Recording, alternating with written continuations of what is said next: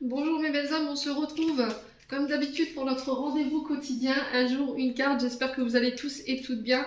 On se retrouve pour le message de ce mercredi 17 janvier 2024. Je vous rappelle que l'énergie pour demain reste une fois de plus et toujours générale et qu'elle ne remplace en rien les guidances personnalisées. Vous avez toutes mes coordonnées en barre de description pour prendre ce rendez-vous.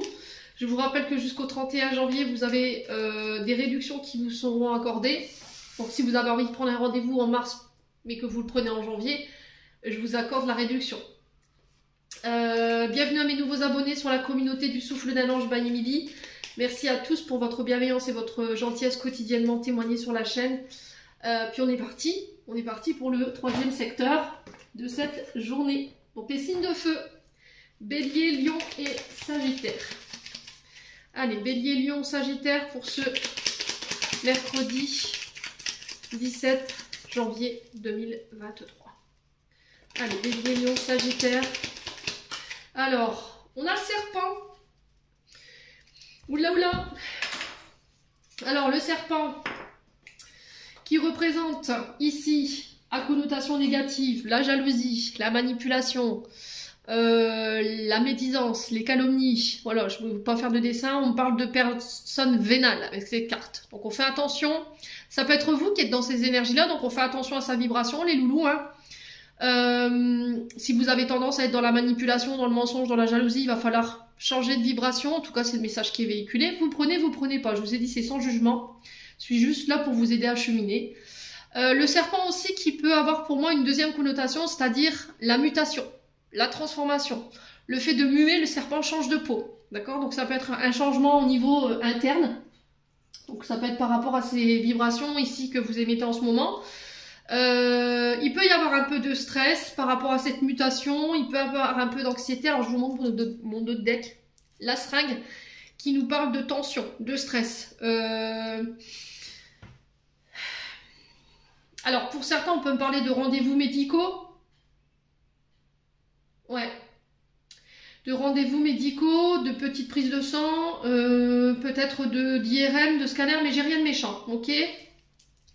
Pour les signes de feu, s'il y a du stress, de l'angoisse concernant une offre qui arrive vers vous. Alors peut-être que là vous avez une proposition concernant des actions que vous avez mis en place, des choses que vous avez entrepris, ça a généré beaucoup de stress, ça a généré beaucoup d'angoisse, de tension. Au sein de votre foyer, en interne, dans vos émotions. Il y a cette notion de mutation, moi je le ressens plus comme ça, ce serpent. Alors il y en a qui vont venir m'attraper par la veste en me disant oui, mais non, dans le 77, le serpent ne représente pas la mutation. Sauf que je vous ai expliqué que c'est des ressentis personnels et je ne vais pas aller contre mes ressentis personnels.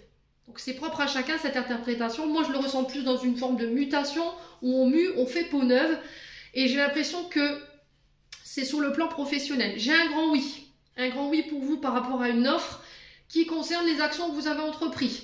Ça peut être des recherches d'emploi que vous avez mis en place. Ça peut être des propositions ici concernant des rendez-vous, des face-à-face professionnels. Là, j'ai un grand oui. On vient vous faire une offre, on vous fait un cadeau, mais ça va générer du stress. Il va falloir faire un choix assez rapide. Il y a cette notion de route, cette notion de déplacement ici. Ça peut être par rapport à des déménagements. Peut-être que vous avez fait vos dossiers de déménagement. Il y avait cette notion de stress par rapport à votre lieu de vie. Et là, on sent que ça devient vital, les signes de feu. Vous voyez, on est encore sur ce serpent qui mute. Alors, ça peut être au niveau d'un foyer, ça peut être au niveau d'un travail.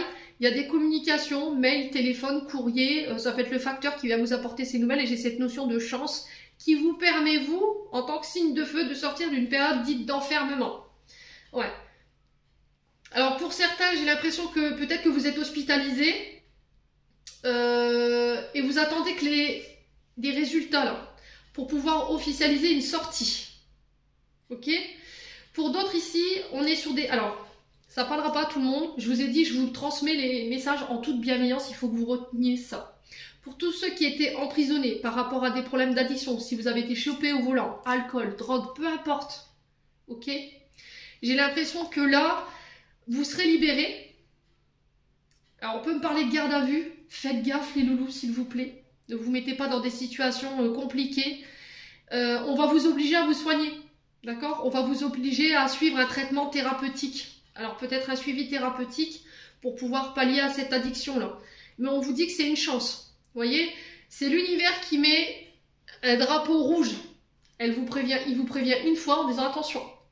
Première fois, tu t'en es bien sorti. Deuxième fois, ça se passera peut-être pas pareil. Donc, saisis cette chance de pouvoir te ranger. Vous voyez, c'est ce que j'entends, les signes de feu. Alors là, j'ai un père.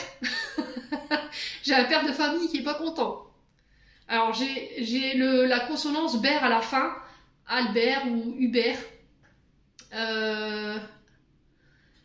Ou Berthe. C'est possible, hein. J'ai un monsieur qui tape du poing sur la table. Alors, il faut que tu te sortes de ce cercle vicieux. Vous voyez? Et j'ai l'impression qu'en fait, il y a quelque chose qui va plaider en votre faveur par rapport à ces condamnations ou cette arrestation ou cette garde à vue. Mais il va falloir que vous fassiez l'effort de sortir de ça. Donc attention aux personnes qui reprennent le volant en état alcoolique. Hein, si vous célébrez des départs à la retraite ou des anniversaires en pleine semaine, donc on fait attention quand même. Pour les déménagements, on vous parle de choix. Il y aura plusieurs propositions qui vont vous être faites et on parle de nouvelles par courrier.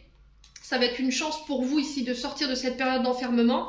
Et pour d'autres, sur le plan professionnel, j'ai un grand oui. Voilà. Sur le plan amoureux, ici, on pourrait vous faire une demande en fiançailles, une demande de mariage. Ça peut être aussi le fait d'habiter ensemble. Les signes de feu. Voilà, j'en ai terminé pour l'interprétation de vos messages.